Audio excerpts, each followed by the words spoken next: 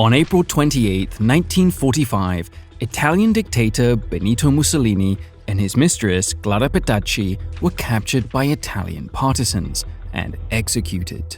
Their bodies were then taken to Milan, where the Italian public and journalists from around the world could see that the feared, hated, and incompetent dictator was dead. Upon seeing his body, the mob went crazy and began to spit on and beat his body until it was almost unrecognizable. In blunt terms, they kicked and stomped his head so much that when they were done, it was virtually flat. One of the territories that Mussolini ruled over was Libya, which had become an Italian colony in 1911. Until Mussolini's takeover, Italian rule in Libya was oppressive, but not completely intolerable. For the most part, the Italians were content if taxes and bribes were paid, the oil fields kept pumping, and no one caused too much trouble. When Mussolini came to power, that began to change, and by the late 1930s, the Italians and Mussolini were hated figures. Fast forward to Libya in 2011. Ruled by the eccentric and brutal dictator Muammar Gaddafi since 1969, the Libyans had had enough. All over the Arab world, beginning in the North African nation of Tunisia, a wave of revolt against authoritarian governments known as the Arab Spring began. A few months after the wave of revolt began and spread to Libya, Gaddafi was found by Libyan rebels who had taken over much of the country. With the aid of American intelligence and a French airstrike, Gaddafi was driven out of his 80-car entourage and into a drainpipe. As rebels flooded into the area, they found the former dictator, pulled him out of the drainpipe, and dragged him into an open area, beating him all the way. The entire time, a cell phone camera was recording the scene. There could not have been a more frightened-looking man on the planet. And if you've seen the video, you can understand why. He pled for his life, repeating an Arabic phrase, "Haram alayko," shame on you, which is actually a plea to live. Alongside Gaddafi were members of his infamous female bodyguard, known as the Amazons, which you may have seen a parody of in the Sacha Baron Cohen comedy The Dictator. This shot that killed Gaddafi was reportedly fired by a young man wearing a Yankees baseball cap. How the mighty had fallen. Both Mussolini and Gaddafi had once been popular, but years of repressive rule, extrajudicial killings, and torture had finally caused them to be murderously hated. That's the thing about image. Once it's ruined, there's no going back. Your presence, your aura, your scent, they're all tied to reputation. Lose one and the others follow. That's why today's sponsor Scentbird is all about redefining how you're perceived. Scentbird is a monthly subscription that lets you try a new designer fragrance without paying for a full bottle up front. You choose from over 900 brands, from household names like Gucci and Prada to indie favorites. This month, I came across Pital Jus by Binaural, sharp and floral with a strange depth, and Daydreams by Montale, which honestly smells like memory bottled. Completely different moods, both worth the rotation. You receive a generous 30-day supply, far more than a department store tester, delivered in a sleek, travel-ready vial atomizer. And if you've ever worn the same scent for too long and stopped noticing it, that's olfactory fatigue. Scentbird solves it by letting you rotate fragrances often, keeping things fresh, literally. You're not on your own either. Scentbird also connects you with a vibrant community of fragrance enthusiasts, a space where people share reviews, tips, and recommendations so you can confidently discover your next signature scent. It's affordable, flexible, and smart. Just $8 for your first month when you use the code DAY or scan the QR code on screen to get 55% off your first month at Scentbird. Your second month will be just $16.95. Reinvention is powerful. Gaddafi tried to rebrand himself a dozen times, as a revolutionary, a philosopher, even a pan-African leader. But unlike scent, power doesn't wash off easily. Now, back to the end of his regime.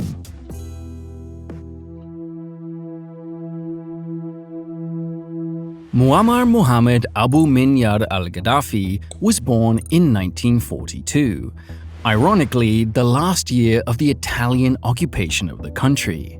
Throughout the 40s, 50s, and 60s, Libya was a desperately poor country, and Gaddafi was Bedouin, the nomadic group famous the world over for their ability to survive in one of the harshest climates in the world, the Sahara Desert.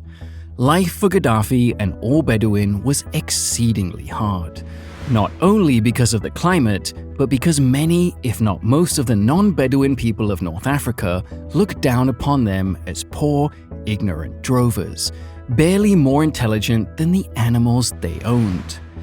In one way, Gaddafi was lucky though. He had the opportunity to attend tribal schools.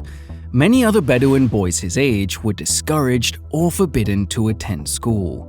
They were needed to help their families. In his late teens, he attended the Royal Military Academy, and upon graduation, he did two things. He began a secret group of officers called the Free Officers Movement and rose to the rank of captain. The Free Officers Movement was an Arab nationalist and Nasserist movement. Nasserist was the term used to describe followers of Egyptian leader Gamal Abdel Nasser, who envisioned an Arab empire spanning North Africa and the Arab Middle East. Nasser's ideas were influential throughout the Middle East. One of the things they called for was the ouster of all of the old Arab dynasties and governments and replacing them with so-called republics, which soon turned into one-party dictatorships in other countries, including Iraq, where Saddam Hussein took over, and Syria, where Hafez al-Assad, father of recently deposed Bashar al-Assad, began his brutal rule. Throughout most of his early military career, Gaddafi was involved in pan-Arab thought, and secretly, movements. He was widely regarded as extremely intelligent, but a bit eccentric. He was also ruthless, and at age 27, he led a bloodless military coup against King Idris I, who had governed the country since the end of Italian rule. Though he could have promoted himself to general or field marshal, he only raised his rank by 2 steps, to colonel, which is how he was known to most people in Libya and around the world, at least for the first part of his rule. Like many other leaders who emerged and overthrew an unpopular regime, Gaddafi was widely regarded in Libya, especially in the capital, Tripoli, as a vibrant, intelligent, and charismatic young leader. Like most other future dictators, Gaddafi promised a new golden age of Arab nationalism, peace, economic equality, prosperity, and freedom. But within a short time, anyone who disagreed with his vision, or rather his path to it, was in deep trouble.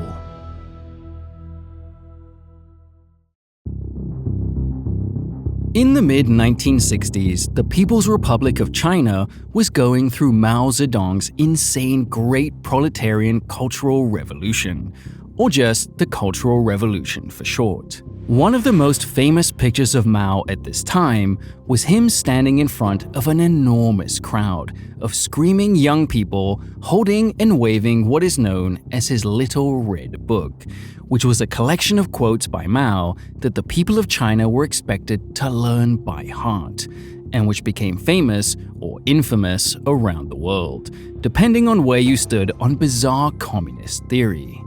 Inspired by the power and influence of Mao's Little Red Book, in the early 1970s, Gaddafi published his Green Book, green being the color of Islam, likely a political move since Gaddafi seemed to give lip service to Islam rather than any genuine belief.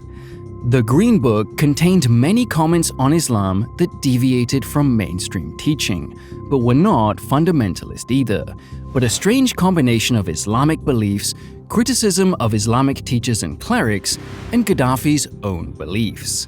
Throughout his reign, Gaddafi intimidated and used clerics to push his own theories about religion, life, and politics. Every Libyan was told to memorize the Green Book, even though at the time many of them could not read. Of course, it wasn't expected that every person would memorize the entire thing, but it was always good to have a few phrases memorized and ready if questioned by the police or a government official. If they chose to, Gaddafi's police could jail someone almost indefinitely, on the pretext that they didn't know the Green Book well enough, which was a pretty open-ended threat. The Green Book spelled out Gaddafi's beliefs about politics and government, and the theories of Gaddafi in the book became known, at least in Libya, as the Third International Theory, the other two being capitalism and communism. Gaddafi called for Libya to be run as a direct democracy, with local people's committees running things both locally and nationally. Though these committees were supposed to be chosen by vote, in reality they were populated by men and occasionally women, which angered conservative religious elements in the country who were loyal to Gaddafi only. At the highest level, Gaddafi's yes men ran the country and quashed any opposition. Within a very short time, Libyans learned that a big part of Gaddafi's Third International Theory was about keeping Gaddafi in power. Soon, people reported to have spoken against the colonel were disappearing from the streets of Libya's biggest cities: Tripoli, Benghazi, Sirte, and others. Before long, Libya was now officially known as the Great Socialist People's Libyan Arab Jamahiriya. The closest English translation for Jamahiriya is Republic, but it has other meanings and is often used to describe the masses or the public. Almost no dictator can stay in power long, unless they give the people at least some of what was promised. In the first decade or so of Gaddafi's rule, many Libyans overlooked the human rights abuses that began to occur more and more frequently, because important aspects of their lives began to get better. For instance, Gaddafi instituted a program of free healthcare and education, subsidized housing, food for the poor, and electricity with government funds, most of which came from the newly nationalized oil industry, which displeased quite a few Western companies who had controlled Libya's relatively ample oil supply. In the first half or so of Gaddafi's rule, living standards for most Libyans improved, and the colonel enjoyed a period of genuine popularity. However, as time passed, corruption on a grand scale began to permeate Libyan society. Libya's oil wealth, while not approaching that of Saudi Arabia or Iraq, was more than enough for Gaddafi's government and inner circle officials to enjoy a luxurious life. Gaddafi became one of the richest men in the region, if not the world. However, as Gaddafi and his men got richer, the funds for Gaddafi's projects began to dry up, and many remained half-finished or had not even begun, as funds and equipment began to disappear. However, one project, the Great Man-Made River Project, tapped a vast but finite freshwater aquifer in the desert. The project was relatively successful and is still one of the largest, if not the largest, underground network of pipes and aqueducts. As you can imagine, bringing more water to people in a desert country was quite popular. But towards the end of Gaddafi's rule and today, maintenance on the project suffers from civil strife, corruption, and a lack of materials.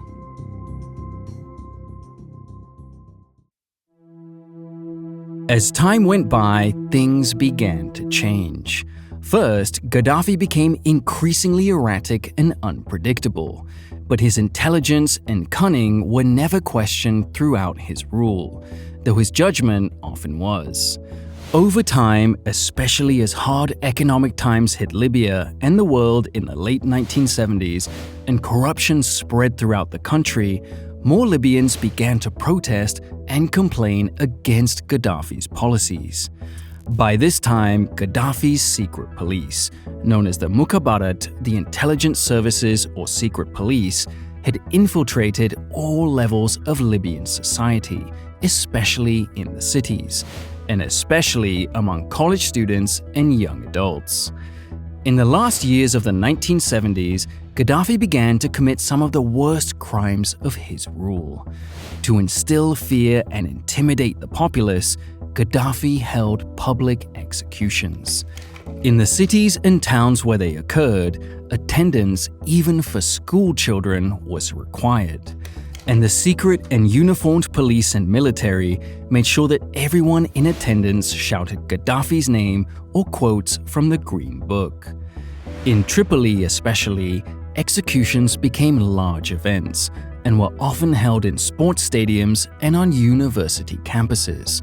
They were also televised. In 1984, student Sadiq Hamed Shwedi was hanged on live TV, after having been dragged before a court, also on live TV. A handcuffed and sitting Shwedi cried and begged for his life as the court labeled him an agent of America and of the radical fundamentalist Muslim Brotherhood, two polar opposites. He was also accused of plotting against Gaddafi.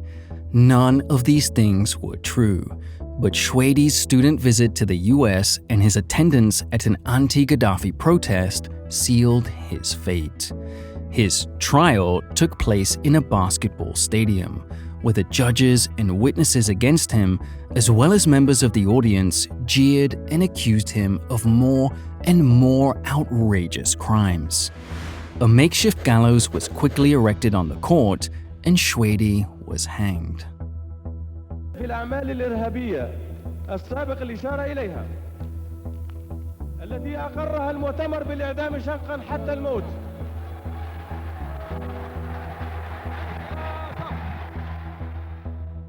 As anyone familiar with the process can tell you, an efficient hanging is a relatively quick death, but if done wrong, it can take a very long, painful time. As Shwedi dangled from the rope choking, on live TV, one of Gaddafi's Amazons, known as Huda the Executioner, hung from Shwedi's legs until his neck broke. Additionally, one of Shwedi's cousins had been killed in a raid against a suspected coup by a militant organization bent on ridding Libya of Gaddafi. 2,000 people were rounded up, and 12 were hanged publicly. Throughout much of Gaddafi's reign, hangings were broadcast, sometimes live, sometimes broadcast after the fact.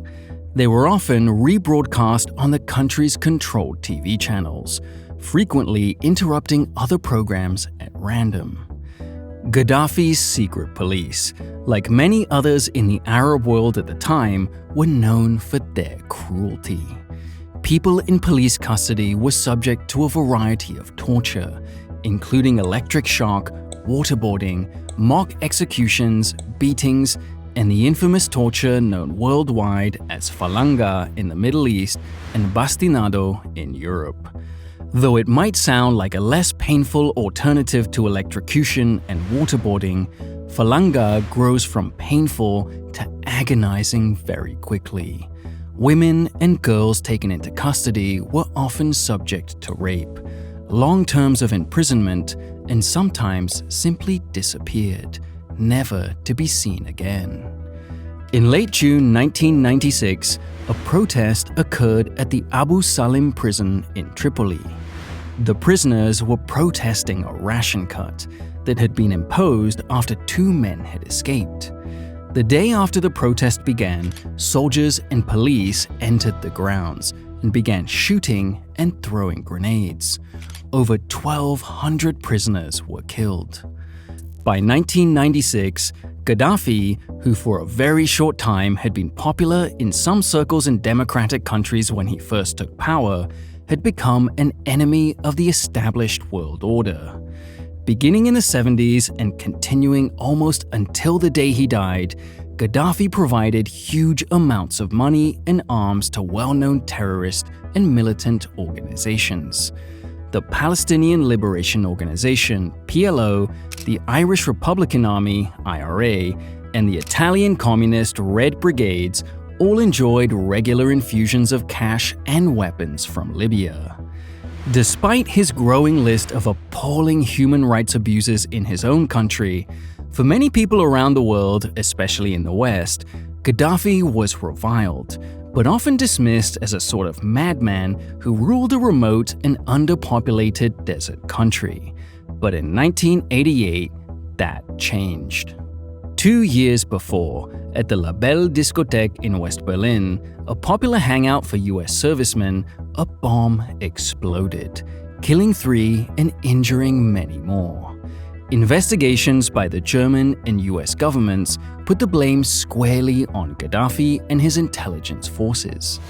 A few days later, US President Ronald Reagan ordered airstrikes on Libya, which resulted in several civilian casualties.